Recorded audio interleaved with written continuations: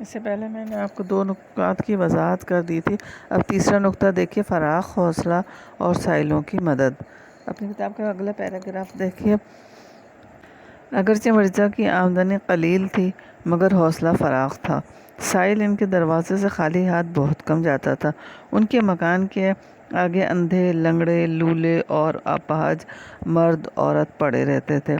غدر کے بعد ان کی آمدنی کچھ اوپر 150 روپے ماہوار ہو گئی تھی اور کھانے پینے کا خرچ بھی کچھ لمبا چوڑا نہ تھا، مگر وہ غریبوں اور محتاجوں کی مدد اپنی بساط سے زیادہ کرتے تھے، اس لیے اکثر تنگ رہتے تھے۔ یعنی مرزا صاحب کی آمدنی بہت کم تھی لیکن حوصلہ ان کا بہت بڑا تھا۔ جو فقیر ان کے دروازے پر آتا تھا وہ کبھی خالی ہاتھ نہ جاتا تھا۔ ان کے مکان کے آگے ہر قسم کے لوگ ہوتے تھے، اندھے، لنگڑے، لولے، اپاہج، مرد بھی ہوتے تھے، عورتیں بھی ہوتی تھیں۔ غدر یعنی 1857 کی جنگ آزادی کے بعد ان کی جو آمدنی میں کچھ اضافہ ہو گیا تھا، 150 روپے ماہوار ملنے لگے تھے، لیکن کھانے پینے کا ان کا کچھ خرچ زیادہ بھی نہ تھا، لیکن وہ غریبوں کی اس قدر مدد کیا کرتے تھے کہ اپنی حیثیت سے بڑھ کے کر لیتے تھے، یعنی اپنی بساط یعنی حیثیت سے بڑھ کے، اسی لیے اکثر وہ تنگ رہتے تھے اور ان کے پاس پیسہ جو نہیں ہوتا تھا ختم ہو جاتا تھا۔ اب اگلا نکتہ دیکھیں، دوستوں کے ساتھ سلوک۔ مرزا اپنے دوستوں کے ساتھ جو گردش روزگار میں بگڑ گئے تھے، گردش روزگار یعنی مالی حالت اچھی نہ ہونا، مرزا غالب ان کے ساتھ بھی بہت شریفانہ یعنی بہت اچھا سلوک کرتے تھے۔ دلی کے عمائد میں سے ایک صاحب جو مرزا کے دلی دوست تھے اور 1857 کے بعد ان کی حالت سقیم ہو گئی تھی، یعنی جو دلی کے بہت معزز فرد تھے ان کی بھی حالت جو ہے 1857 کی جنگ آزادی کے بعد ان کی حالت بہت خراب ہو گئی تھی، یعنی وہ غریب ہو گئے تھے۔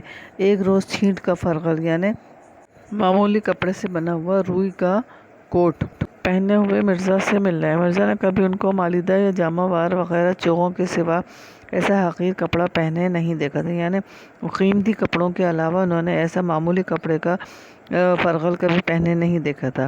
چھینٹ کا فرغل ان کے بدن پر دیکھ کر دل بھر آیا۔ جب انہوں نے چھینٹ کا فرغل انہیں پہنے دیکھا تو انہیں بہت زیادہ دکھ ہوا۔ ان سے پوچھا، یہ چھینٹ آپ نے کہاں سے لی ہے؟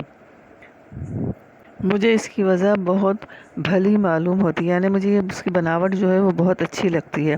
آپ مجھے بھی فرغل کے لیے یہ چھینٹ منگوا دیں، یعنی آپ میرے کوٹ کے لیے بھی مجھے ایسی چھینٹ منگوا دیں۔ انہوں نے کہا، یہ فرغل آج ہی بن کر آیا ہے، میں نے اسی وقت اس کو پہنا ہے، اگر آپ کو پسند ہے تو یہی حاضر ہے۔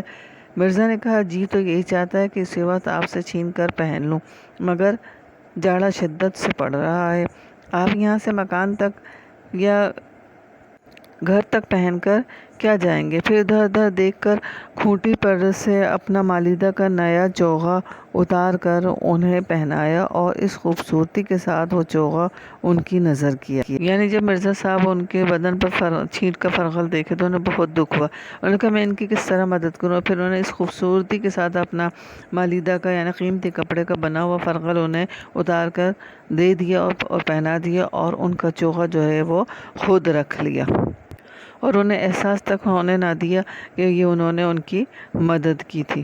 اب اگلے نکتہ دیکھیے، ظرافت مزاج۔ ظرافت مزاج میں اس قدر تھی کہ اگر آپ کو بجائے حیوان ناطق کے حیوان ظریف کہا جائے تو بجائے، یعنی آپ کو بات کرنے والا حیوان کے بجائے اگر مذاق کرنے والا حیوان کہا جائے تو بجا ہے۔ ایک دفعہ جب رمضان گزر چکا تو مرزا صاحب قلعے میں گئے۔ بادشاہ نے پوچھا، مرزا تم نے کتنے روزے رکھے؟ عرض کیا، پیر و مرشد ایک نہیں رکھا، یعنی انہوں نے ذو معنی بات کی، یعنی ایک نہیں رکھا سے مراد ایک نہیں رکھا یا ایک بھی نہیں رکھا، اس طرح سے یہ مزاح میں شامل ہو گیا۔ ایک دن نواب مصطفیٰ خان کے مکان پر ملنے کو آئے۔ ان کے مکان کے آگے چھتہ تاریک تھا۔ جب چھتے سے گزر کر دیوان خانے کے دروازے پر پہنچے تو وہاں نواب صاحب ان کو لینے کو کھڑے تھے۔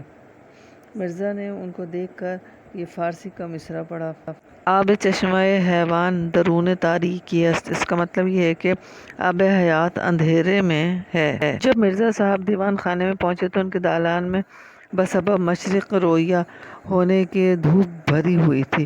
مرزا نے ان کے وہاں یہ مصرع پڑھا، این خانہ ہما آفتاب است، یعنی یہ گھر تو سارا کا سارا سورج ہے۔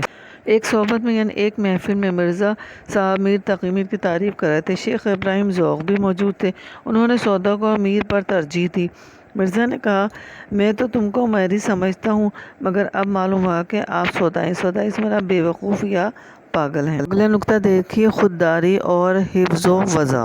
ہم مصنف مرزا غالب کے لیے کہتے ہیں کہ باوجود یہ کہ مرزا کی آمدنی اور مقدور بہت کم تھا، مگر خودداری اور حفظ و وضع کو کبھی ہاتھ سے جانے نہ دیتے تھے، یعنی کبھی اپنے طریقے اور رکھ رکھاؤ کو نہیں بھولتے تھے۔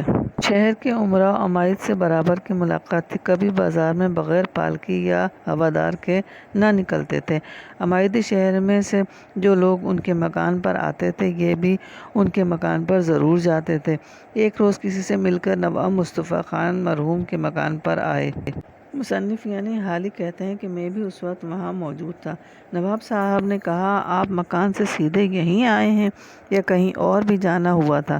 مرزا صاحب نے کہا مجھ کو فلاں صاحب کا ایک آنا دینا تھا، اول وہاں گیا تھا، وہاں سے یہاں آیا ہوں۔ مرزا غالب کبھی کام سے باہر جاتے تھے تو واپسی میں اپنے ایک دو دوستوں سے ضرور مل کر آتے تھے۔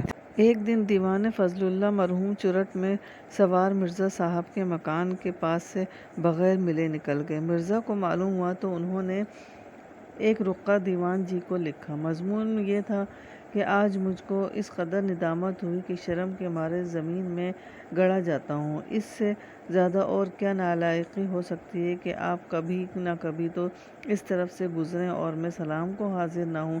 جب یہ دیوان جی کے پاس پہنچا تو وہ نہایت شرمندہ ہوئے اور اسی وقت گاڑی میں سوار ہو کر مرزا صاحب سے ملنے کو آ گئے۔ اگلا نقطہ دیکھیے، پسندیدہ پھل۔